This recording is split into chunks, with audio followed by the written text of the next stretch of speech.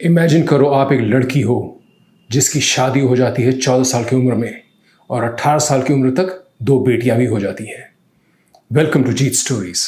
आज की inspirational story ऐसी इंस्पायर करने वाली स्टोरी है जो शायद आपने इमेजिन भी नहीं करी होगी।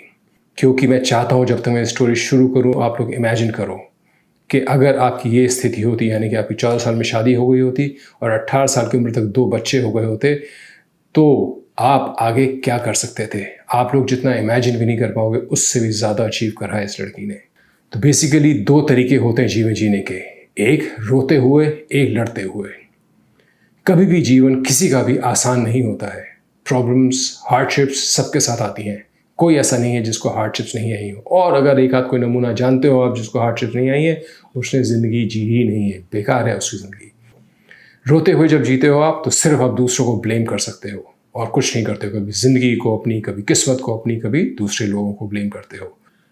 और दूसरा तरीका है लड़ते हुए जीना, यानी कि जो भी जीवन की समस्या है उनको हेड ऑन लेना, उनको फेस करना, उनसे डरना नहीं, उनसे भागना नहीं, और एक अपना टारगेट बनाना और उस टारगेट को अचीव करना।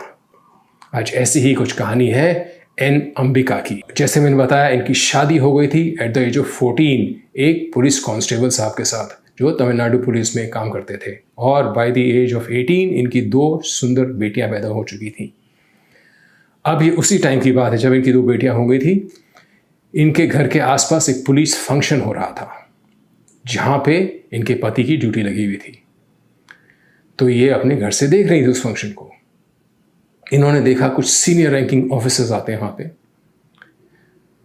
आईजी रैंक के, डीएसपी रैंक के, और उनको खूब रिस्पेक्ट दी जा रही है। सब उनको सल्यूट कर रहे हैं, सब उनके आगे पीछे घूम रहे हैं। खैर, जब फंक्शन खत्म होता है और हस्बैंड वापस आते हैं तो ये अपने हस्बैंड से पूछती है कौन थे ये लोग जिनको इतनी रिस्पेक्ट दी जा रही थी। तो इनके हस्बैंड समझाते हैं ये ए ग्रेड ऑफिसर्स हैं पुलिस के। तो अगला सवाल था कैसे बनते हैं इतने सीनियर ऑफिसर्स। तो फिर उनके हस्बैंड ने समझाया इनको कि आईपीएस का एग्ज़ाम देना होता है। अब इनको तो आईपीएस का एग्ज़ाम होता क्या है ये भी नहीं पता था। अंबिका जी ने तो अपनी स्कूलिंग भी पूरी नहीं करी थी। तो इनके हस्बैंड इनको समझाया कि आईपीएस कैसे दिया जाता है, उसकी तैयारी कितनी टफ होती है, कितने हार्ड एग्जाम्स होते हैं इनके।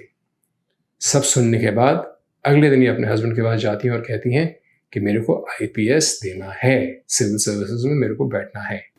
लेकिन उसके लिए इनको पहले अपनी स्कूलिंग कंप्लीट करनी थी, फिर ग्रेजुएशन करनी थी, उसके बाद ही तो बैठ सकती थी आईपीएस के लिए। तो जैसे मैंने बताया हस्बैंड सुपर सपोर्टिव थे। पहले इनको 10th कराई सीनियर सेकेंडरी स्कूल, फिर इनको 12th कराया, फिर ग्रेजुएशन कराई। पूरी पढ़ाई कराने के बाद इनको लेके गए चेन्नई। वहाँ इनको एडमिशन दिलाया एक सिविल सर्विसेज कोचिंग सेंटर में, और वहीं पीजी भी दिलाया इनको। अब 450 किलोमीटर का डिस्टेंस रोज तो ट्रैवल कर नहीं सकते थे ना, तो वाइफ को वहीं रहना था, यानी कि अंबिका जी को वहीं रहना था। हस्बैंड अपना घर देख रहे थे पीछे डिंडीगुल में। खैर, तो ये कहानी बढ़ी आगे। अब जैसे मैंने बताया कि एक फाइट होती है, फेलियर्स होते हैं, एक नहीं कई फेलियर्स होते हैं, लेकिन विनर वही होता है जो किसी भी फेलियर से गिव अप ना करे। वैसे ही अंबिका जी के साथ भी हुआ। पहला अटेम्प्ट फेल, दूसरा अटेम्प्ट फिर फेल, तीसरा अटेम्प्ट फिर फेल।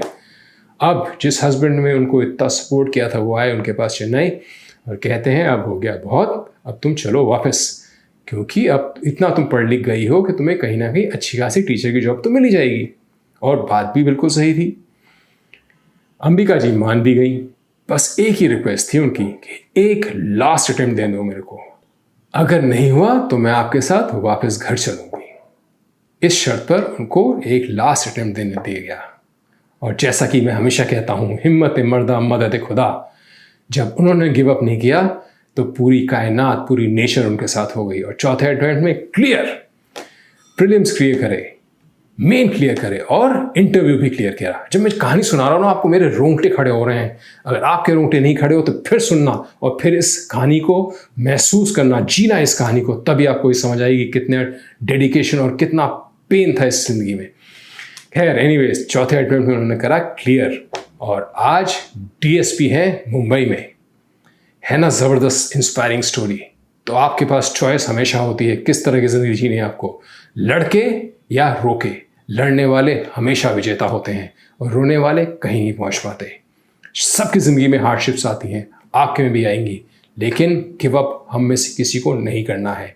हर इंसान के साथ शेयर करो ये कहानी जो कि 25 साल तक की उम्र का है और जिसने बहुत ज़्यादा स्ट्रगल देखी है ज़िंदगी में।